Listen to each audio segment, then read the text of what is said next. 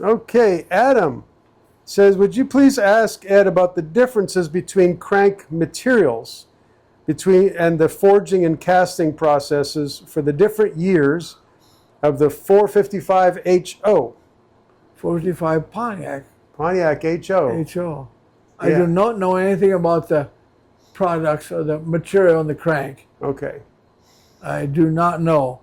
I'm not an engine material analyst or anything. Right. I'll just say the worst material we've seen in a crankshaft would be the cheaper engines, like a 302 Ford, 289 Ford, Okay. and a small block Chevy, 327 crank, the cast crank and the 350 crank. Spin a bearing, it takes the crank right out.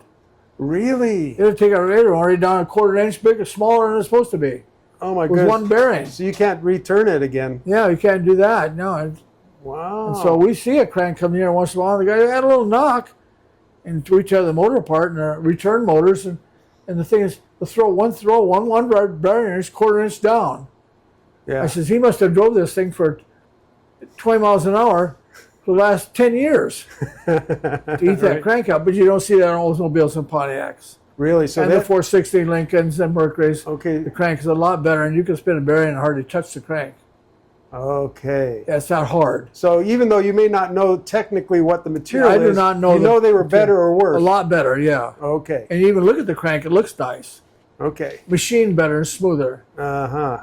And the 350 Chevy crank and the 327 cranks are probably the crudest crank you ever looked at. Wow. The counterweights and the way they're made, and they're not machined off or anything. They're not smooth, and it's not a pretty looking crank at all. Well, you know, that brings up something in current time.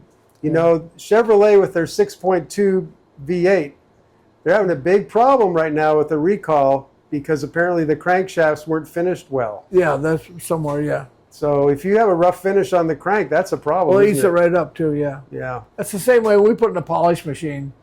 We know we put that and we turn the crankshaft a certain way when we polish it. Mm-hmm. And even our polish and our fine-tuned polish belt on there, we polish the cranks, all goes one way. Ah. Away from the bearings flow.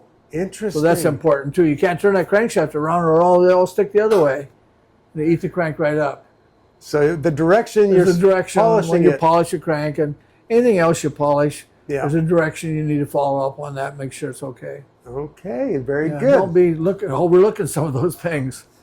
So, Well, and so the Pontiac 455 HO probably had a pretty good. a nice crank, yeah. It was a pretty crank, nicely finished and stuff. They took pride in the crank, Okay, and you don't see it. You can spin a bearing on it, hardly hurt the crank.